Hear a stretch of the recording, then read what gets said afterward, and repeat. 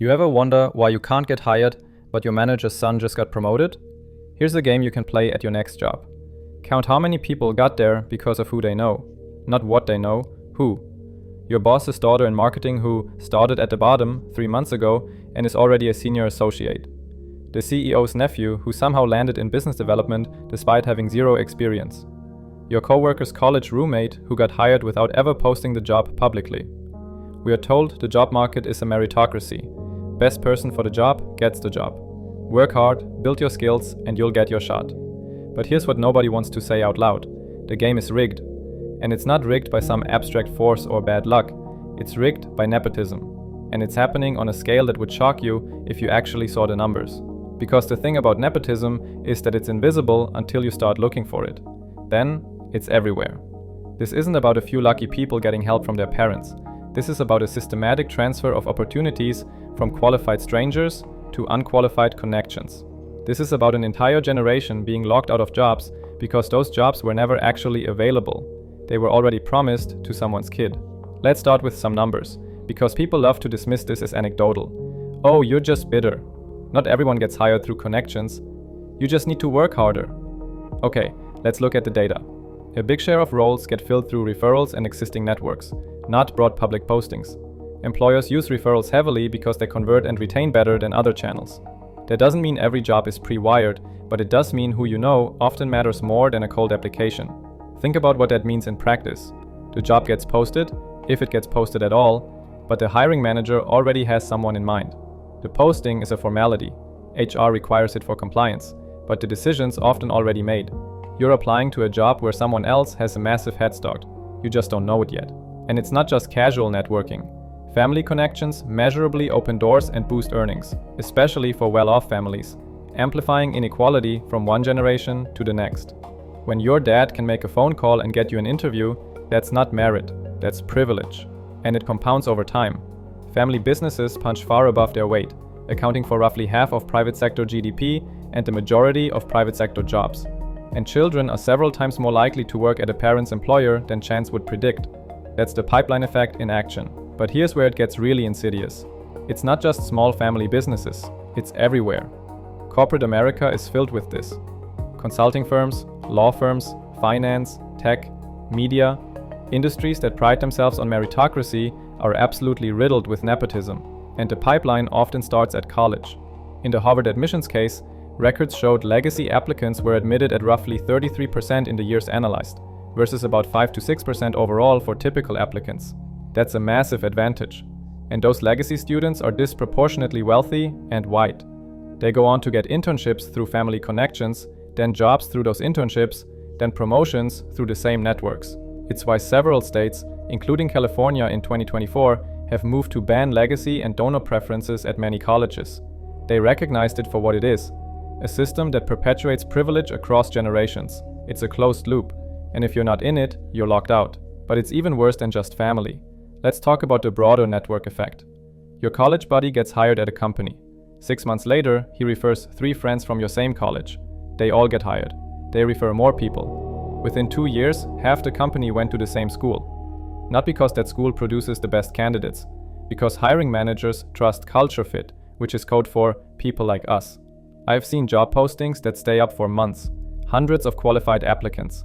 The position often gets filled by someone who knew someone. The posting disappears. No feedback, no explanation. And before you say, well, that's just good networking, let me ask you this. Who has access to those networks? Rich kids whose parents have corporate connections. Kids who went to expensive private schools and Ivy League universities where they met other rich kids. People who can afford to do unpaid internships in expensive cities because their parents support them. If you're a first-generation college student from a working-class family, you don't have those networks. Your parents aren't executives who can make calls. Your family friends aren't partners at law firms. You're starting from zero. And you're competing against people who started at 50. Let me walk you through how this actually plays out. Because it's not always obvious. It's not always the CEO's son getting handed a VP position, though that happens too. Most of the time, it's subtle, plausibly deniable, hidden behind language that sounds fair. A lot of companies have referral programs. If you refer someone and they get hired, you get a bonus. $1,000, $2,000, sometimes more. Sounds reasonable, right? Incentivize employees to bring in talent. But here's what actually happens. Employees refer their friends, people they know socially, people from their same college, their same neighborhood, their same demographic. The company saves money on recruiting. The hiring manager gets a pre-vetted candidate. The employee gets a bonus. Everyone wins, except the thousands of qualified applicants who never had a chance because the job was filled internally before it was ever posted. I talked to a recruiter who told me that at her company, about 70% of hires came through referrals. The job postings were basically theater. They'd posted to comply with policy, but the hiring manager already knew who they were hiring. She said candidates would come in for interviews, sometimes multiple rounds, never knowing they were only there to make the process look legitimate. Here's how the game works in competitive industries. You need an internship to get a job. But to get an internship, you often need connections. And to get those connections, you need access. Access to people in the industry. Access to information about opportunities. Access to expensive cities where those internships are. Rich kids have all three. Their parents know people. They can afford to work for free in New York or LA or San Francisco for the summer. They get the internship. That internship turns into a job offer. That job turns into a career. And 10 years later, that same person is hiring. And they're hiring people like them. People from their same background, their same school, their same network. The cycle continues. Meanwhile, the talented kid from Ohio whose parents can't afford to support them through an unpaid summer in Manhattan never gets a shot. Not because they're less qualified, because they couldn't afford the entry fee. This is the most insidious one because it sounds so reasonable. We're looking for someone who's a good culture fit. What does that mean? Usually it means someone who reminds the hiring manager of themselves. Someone who went to a similar school, someone who has similar interests, someone who talks the same way, dresses the same way, laughs at the same jokes. It's homogeneity dressed up as compatibility. I've sat in on hiring discussions where qualified candidates were rejected because they wouldn't fit with the team. When I asked why, the answers were vague. Just doesn't feel right. Something was off. Not sure they'd mesh with the culture. Translation, they're not like us. Meanwhile, the CEO's daughter who just graduated, with no relevant experience, no particular skills, but plenty of culture fit, gets hired as a special projects coordinator at $80,000 a year. You know how career advisors tell you to ask for informational interviews? That's supposed to be networking advice. A way to learn about a company or industry without asking for a job. But here's what actually happens. If you're nobody, an informational interview is exactly that, information. Maybe you get 20 minutes of someone's time. Maybe they give you generic advice. That's it. If you're somebody's kid, an informational interview is a job interview in disguise. I've watched this happen. A friend of mine works at a marketing agency. The VP's daughter wanted to learn about the industry. They set up an informational coffee. 2 weeks later, she had a job. No formal interview process, no job posting, just a job. When my friend asked about it, the VP said, well, we got to know her during the informational and she seemed great, so we created a position. Created a position for someone with zero experience because she was related to someone. That's not networking, that's nepotism. Companies love to say they promote from within. It sounds good. Loyal employees get rewarded. But here's the reality. The people who get promoted are the ones who have access.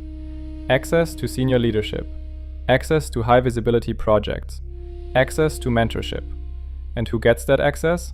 Usually people who already have connections. The manager's favorite gets invited to important meetings.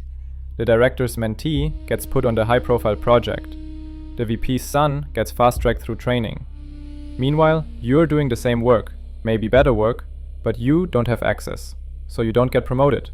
And when you ask why, you're told you need more executive presence or strategic thinking or some other vague quality that really just means you're not in the club. Promote from within doesn't mean promote the best, it means promote the connected. Nepotism exists everywhere, but some industries are absolutely dominated by it. Let me break down the worst offenders. This one's almost comically obvious. Hollywood is basically a family business at this point.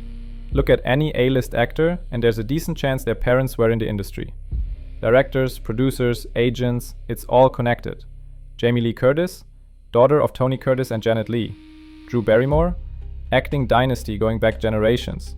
Dakota Johnson, daughter of Don Johnson and Melanie Griffith. And it's not just acting. Writers' rooms are filled with people whose parents were writers, directors whose parents were directors, producers whose parents were producers. I'm not saying these people aren't talented, some are, but they got opportunities that thousands of equally talented people never got, because those opportunities were never available to outsiders. The same pattern exists in journalism. Legacy media outlets, New York Times, Washington Post, major networks, are filled with children of other journalists. Getting your foot in the door requires internships, which are often unpaid or low paid. Who can afford to work for $15 an hour in New York City? People whose parents can subsidize them. Once you're in, you rise through connections. Who you know becomes more important than what you know. Wall Street and consulting firms love to talk about meritocracy. They recruit from top schools, they have rigorous interview processes. They claim to hire the best and brightest. But look closer.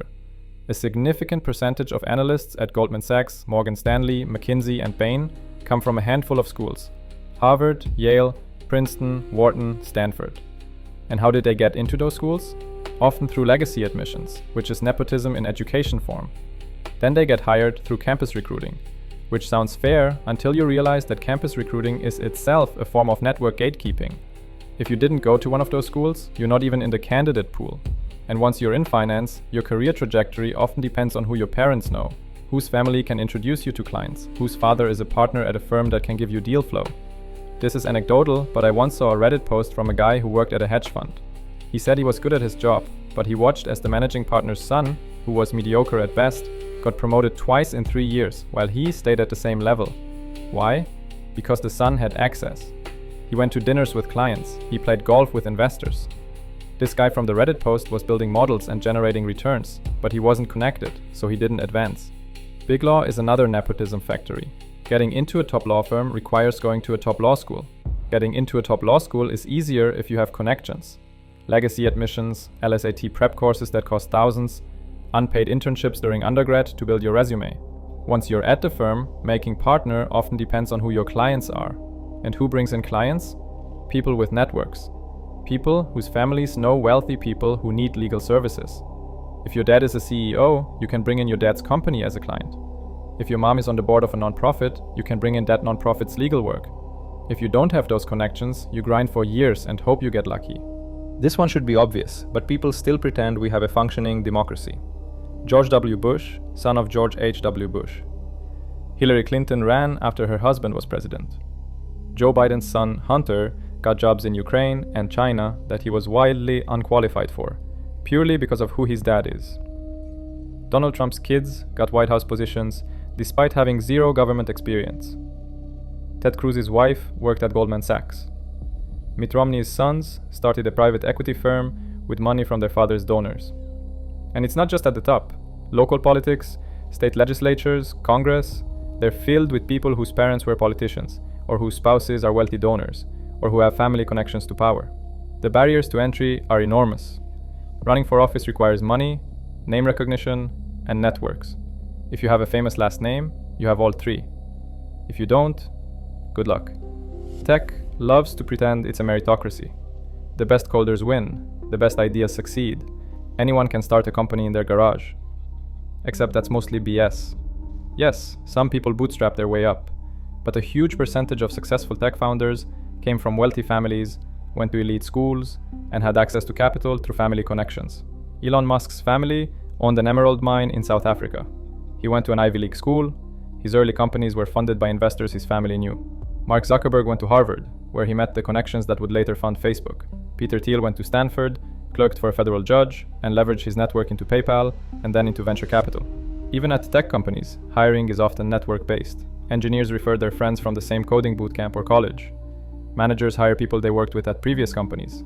The open job posting is often a formality, the decision's already made. And then there's the obvious one, actual family businesses. About 60% of US companies are family-owned, and in most of them, family members get preferential treatment in hiring, promotion, and compensation. The owner's son becomes VP at 25 with no experience. The daughter becomes CFO after 2 years in the business. Cousins and nephews get hired into middle management. Meanwhile, the non-family employees who've been there for 20 years get passed over because we want to keep it in the family. I'm not saying family businesses are inherently bad, but when they dominate the economy and prioritize family over competence, it locks qualified people out of opportunities. Okay, so nepotism is rampant. Why does it matter? So some people get help from their parents. Who cares? Here's why it matters. Nepotism isn't just unfair to individuals. It's economically destructive. It makes society worse for everyone, including the people benefiting from it. The entire justification for capitalism is supposed to be meritocracy. The best products win, the best ideas succeed. The hardest workers get rewarded. But when jobs go to connections instead of qualifications, merit doesn't matter. You can be the most talented candidate, you can have the best resume, you can nail the interview, and you'll still lose to someone's nephew who showed up hungover and couldn't answer basic questions. That's not meritocracy. That's aristocracy with extra steps. And when people realize that working hard doesn't matter, that success is about who you know, not what you can do, they stop trying. Why bust your ass for a promotion when you know it's going to the boss's son? Why spend years building expertise when jobs go to unqualified connections? Why believe in the system when the system is rigged against you? There are brilliant people out there who never get a chance because they weren't born into the right family. Engineers who could have built world-changing technology, doctors who could have saved lives, entrepreneurs who could have created jobs, artists who could have created culture, but they never got the opportunity because the spot they should have had went to someone less qualified who happened to know someone. That's not just unfair, it's wasteful. Society loses the contributions of talented people because we're giving opportunities to mediocre people with good connections. Imagine how much better our companies would be if we actually hired the best people. Imagine how much more innovative our economy would be if opportunities went to the most capable instead of the most connected. We're leaving enormous value on the table because we'd rather preserve privilege than reward talent. Nepotism is one of the main mechanisms by which wealth and privilege reproduce themselves across generations. Rich families stay rich because their kids get good jobs through connections. Those good jobs lead to wealth. That wealth gets passed to the next generation, who use it to get even better opportunities. Poor families stay poor because their kids don't have connections. They can't get their foot in the door. They start at a disadvantage and stay there. Social mobility, the idea that you can work your way up from nothing, becomes a myth. Studies show that the single best predictor of your adult income isn't your intelligence, your work ethic, or your education. It's your parents' income. That's not because rich parents have smarter kids. It's because rich parents have connections, and they use those connections to give their kids unfair advantages. Nepotism turns democracy into oligarchy. It creates a permanent class system, where your birth determines your destiny. When people see unqualified people getting opportunities purely because of who they know, it breeds resentment. And rightfully so. It's demoralizing to work hard, build skills, and still get passed over for someone who doesn't deserve it. It's infuriating to watch incompetent managers fail upward, while you're stuck at the same level despite being better at the job. It's exhausting to send out hundreds of applications knowing that most jobs were never really available. That resentment doesn't just disappear. It builds. And eventually, it explodes. Either into political upheaval or complete disengagement. We're already seeing this. Young people are increasingly cynical about work. They don't believe in climbing the corporate ladder because they've seen that the ladder is fake. They're quiet quitting. They're refusing to go above and beyond because they've learned that effort doesn't matter. Only connections do. Here's the thing that should concern even the people benefiting from nepotism. It makes companies less competitive. When you hire based on connections instead of competence, you get worse employees. Those employees make worse decisions. Your company performs worse. You know why some family businesses fail after the founder retires? Because the founder's kids aren't as good as the founder. They got the job because of their name, not their ability. You know why some companies stagnate?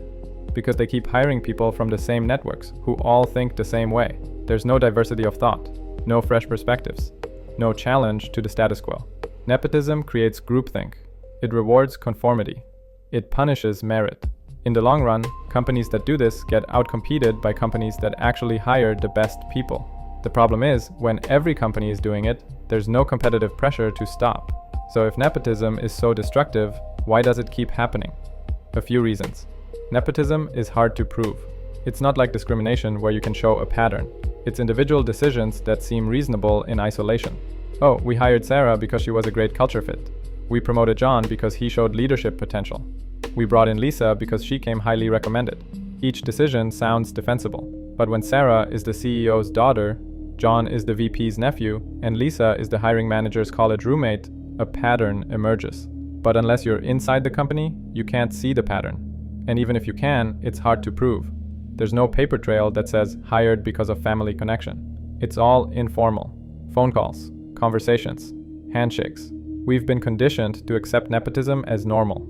It's not what you know, it's who you know. That's not criticism, it's career advice. We tell young people to network, to leverage connections, to get your foot in the door any way you can. We treat nepotism as savvy career strategy instead of corruption. And because everyone does it, it doesn't feel wrong. It feels like the way the game is played. If you have connections, you'd be stupid not to use them. If your dad can get you a job, why wouldn't you take it? The problem isn't individual people making rational choices. The problem is a system that rewards those choices at the expense of everyone else. Once nepotism takes hold, it perpetuates itself. People in power hire people like themselves. Those people rise through the ranks. When they get power, they hire people like themselves. The network becomes closed. Outsiders can't break in because all the positions of power are held by people from the same network. And because those people benefited from nepotism, they don't see it as a problem. They think they earned their position, conveniently ignoring the fact that they got opportunities other people didn't. Here's the uncomfortable truth. The people with the power to change the system are the people benefiting from it. CEOs who hire their kids, managers who promote their friends, executives who went to Ivy League schools and prefer to hire other Ivy League graduates. Why would they change a system that worked out great for them? They won't, unless they're forced to. Even when nepotism is obvious, there's always a justification. Yes, I hired my daughter, but she's actually qualified. Yes, I promoted my friend, but he's really good at the job. Yes, I referred my college buddy, but he's a culture fit. Maybe that's even true sometimes, but the point is, you'll never know, because the comparison is invisible. We don't know who else applied. We don't know who was more qualified. We don't know what we lost by not giving those people a chance. The counterfactual is always invisible, so nepotism is always deniable. Let's talk about what this does to people. Because nepotism doesn't just affect your career, it affects your psychology. People who get jobs through connections often have imposter syndrome. They feel like frauds because on some level, they know they didn't earn it the way others did. But here's the twist. Instead of that leading to humility, it often leads to overcompensation. They work extra hard to prove they deserve to be there. They become defensive when challenged. They pull up the ladder behind them to protect their position. Meanwhile, the actually qualified people who got rejected develop a different kind of imposter syndrome. They start to doubt themselves. Maybe I'm not as good as I thought. Maybe there's something wrong with me. Maybe I'm just not cut out for this. When really, the problem wasn't them. It was that the game was rigged. When you apply to hundreds of jobs and get nowhere, you start to internalize it. You start to believe the problem is you, your resume, your interview skills, your qualifications. You don't realize that most of those jobs were never really open, that you were competing against ghosts, positions that were already filled before they were posted. Eventually, you stop trying. Why apply to jobs when it's clearly not working? That's learned helplessness, and it's devastating. Watching less qualified people succeed because of connections breeds deep resentment. You did everything right. You worked hard, you built skills, you earned your credentials, and you're stuck. Meanwhile, someone who partied through college and can barely do the job is your manager, because their dad made a phone call. That resentment doesn't just affect work, it affects your entire worldview. You stop believing in fairness. You stop believing in institutions. You stop believing that the system works. And you're right, it doesn't. If you do manage to break in despite not having connections, you face enormous pressure to conform. You're the outsider. You don't have the same background as everyone else. You didn't go to the same schools. You don't know the same people. So you code switch. You change how you talk. You change how you dress. You laugh at jokes you don't find funny. You pretend to care about things you don't care about. Because if you don't fit in, you'll be the first one cut when layoffs come. Diversity of background is threatening to homogeneous networks. So even when outsiders break in, they are pressured to assimilate. Job searching when you're competing against nepotism is psychologically destructive. You send out application after application. You hear nothing. Or you get interviews and then get ghosted. Or you make it to the final round and lose to an internal candidate who was always going to get the job. The rejection compounds. Your confidence erodes. Your mental health suffers. And the worst part? You can't even talk about it without sounding bitter or entitled. Oh, you just need to network better. Maybe you're not as qualified as you think. Stop making excuses. The system gaslights you into thinking your failure is personal when it's structural. This is where it gets tricky, because unlike some problems, there's no obvious policy solution. You can't just ban nepotism. It's too informal, too invisible, too embedded in how human relationships work. But there are things we can do, both systemically and individually. The first is mass adoption of blind hiring processes. Some companies have started experimenting with blind hiring, removing names, schools, and other identifying information from resumes during initial screening. The idea is to force evaluation based purely on skills and experience, not on whether the candidate went to Harvard or has a familiar last name. When implemented properly, blind screening can reduce bias and improve diversity in who makes it past initial rounds. Studies show it helps level the playing field during early evaluation. The problem is that most companies don't do it. And even when they do, it only works for the initial screening. Once you get to interviews, bias and connections can creep back in. But it's a start. And it's something companies could do tomorrow if they actually wanted to. The second thing we can do is have transparent job posting requirements. Require all positions to be posted publicly for a minimum period before they can be filled. No more creating positions for connected candidates. No more filling roles through referrals without ever opening them to external applicants. If every job had to be posted for at least 2 weeks and companies had to demonstrate that they considered external candidates, it would reduce, though not eliminate, nepotistic hiring. The third thing we can do is ban unpaid internships. Unpaid internships are a nepotism pipeline. Only people whose parents can afford to support them can take them, and those internships lead to jobs. If internships had to be paid, at least minimum wage, ideally more, it would level the playing field. This wouldn't eliminate nepotism, but it would reduce the class barrier that keeps working class people out of competitive industries. The fourth thing we can do is limit legacy admissions. This is about education, but it feeds into employment. Legacy admissions at universities are just nepotism. They give advantages to people who were born into privilege and perpetuate inequality. The good news? This is actually changing. California banned legacy admissions at public universities, and in 2024 extended the ban to private nonprofit colleges starting in 2025. Other states are considering similar moves. If we extended that nationwide, or at least made all universities disclose legacy admission rates, it would reduce the educational pipeline that feeds into employment nepotism. The fifth thing we can do is have tax incentives for diverse hiring. Companies respond to incentives. If there were tax benefits for hiring from diverse backgrounds, not just racial or gender diversity, but socioeconomic diversity, companies might actually do it. Imagine a tax credit for hiring first-generation college graduates, or people from low-income backgrounds, or people who didn't attend elite schools. It wouldn't solve nepotism, but it would create a counterbalancing incentive. Another thing we should do is stronger whistleblower protections. Right now, if you call out nepotism at your company, you'll probably get fired or blacklisted. If there were legal protections for people who report nepotistic hiring, it would create accountability.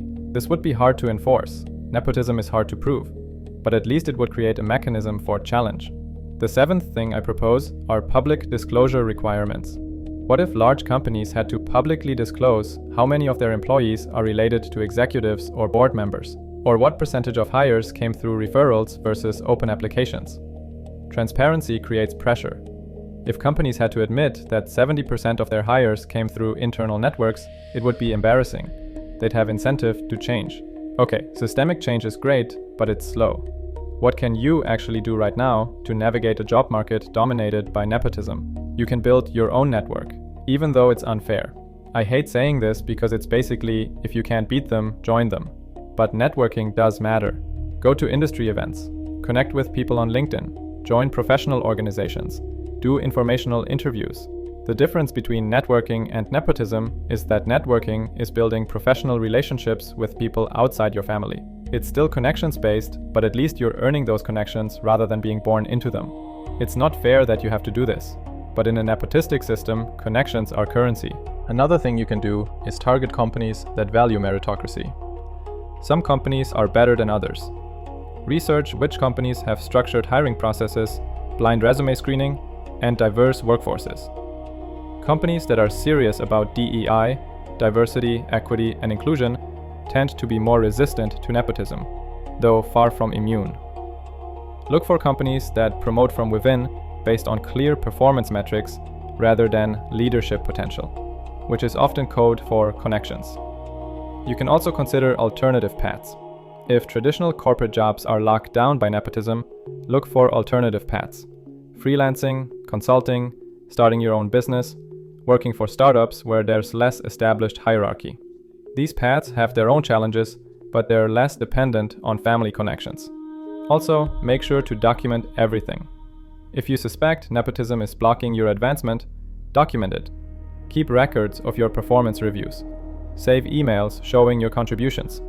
Track who got promoted and why. If it ever comes to a legal challenge, or if you just need evidence to make your case to higher-ups, documentation matters. Another thing to consider is to be willing to move. Some industries and some cities are worse than others. If you're in an industry that's completely dominated by nepotism and you can't break in, consider switching industries. If you're in a city where everyone knows everyone and the networks are closed, consider moving. It's not fair that you should have to uproot your life, but sometimes changing your environment is the only way to find opportunity. And lastly, you can try to call it out, carefully. If you see blatant nepotism, call it out, but be strategic. Don't do it in a way that gets you fired, but do bring it up in appropriate contexts. HR surveys, exit interviews, anonymous feedback channels. The more people talk about it, the harder it is to ignore. Now, let me be clear about what won't fix this. Just work harder. Doesn't matter if jobs aren't actually open. Get more education. Credentials don't beat connections. Be more confident. Confidence doesn't overcome systemic bias. Stay positive. Positivity doesn't change structural barriers.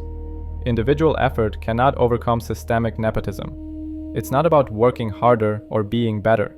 It's about a system that's rigged. The real solution to nepotism is cultural. We need to stop treating it as normal. Stop treating "it's who you know" as wisdom instead of corruption. We need to shame it. Make it embarrassing to hire your unqualified kid. Make it professionally risky to promote your friend over a better candidate. In some cultures, nepotism is openly acknowledged and criticized. In the US, we pretend it doesn't exist, or we treat it as smart networking. That needs to change. When someone gets a job through family connections, we should acknowledge that they had an unfair advantage. Not to punish them personally, but to recognize that the playing field isn't level. When companies engage in nepotistic hiring, they should face reputational consequences, not just legal ones. We need to create social pressure against nepotism the same way we've created social pressure against other forms of discrimination. It won't happen overnight, but culture can change. It has before. Here's the thing. Nepotism isn't just about individual unfairness. It's about what kind of society we want to be. Do we want a society where your birth determines your destiny? Where the children of wealthy people stay wealthy and the children of poor people stay poor? Or do we want a society where talent and effort matter? Where anyone with ability can succeed regardless of who their parents are? Right now, we're moving toward the former. And if we don't change course, we'll end up with a permanent class system that no amount of hard work can overcome. The American dream is supposed to be that anyone can make it. But when success requires connections most people don't have, the dream is dead. And if we want to revive it, we have to confront nepotism honestly. Not as a few isolated incidents. Not as just how the world works. But as a systemic problem that's locking millions of talented people out of opportunities they deserve. The next time someone tells you to just network more, remember what that actually means. It means the job market isn't fair. It means your qualifications matter less than your connections. It means some people start the race 50 feet ahead and we pretend it's equal. Nepotism isn't just annoying. It's not just unfair. It's economically destructive and morally wrong. It wastes talent. It perpetuates inequality. It kills meritocracy. It makes all of us poorer, including the people who benefit from it, because we lose the contributions of brilliant people who never got a chance. But here's what gives me hope. Every unjust system eventually falls when enough people decide they're done with it. Aristocracy fell, monarchy fell, Jim Crow fell. Every system that concentrates opportunity in the hands of the few eventually collapses when the many demand better. Nepotism will fall too, but only if we stop pretending it's normal. Only if we call it what it is: corruption. Only if we demand transparency, accountability, and actual meritocracy. The future doesn't have to be a world where your last name determines your opportunities. We can build something better. But first, we have to admit what we're dealing with. If this resonates with you, share it. Talk about it. The more we expose nepotism, the harder it is to hide. And the harder it is to hide, the closer we get to dismantling it. Oh, and before you go, just a quick side note about this channel. I'll never take sponsorships so that companies and special interest groups can influence what I talk about here on this channel. No product placements or other nonsense. Just my brutally honest video essays about things I dislike seeing in the world and how we can change them. Me being able to do that is only possible because of direct support from viewers like you. If this video hit home for you, if you've experienced this BS firsthand, consider supporting the channel on Patreon, links in the description. Even $1 or whatever you can contribute lets me keep making videos.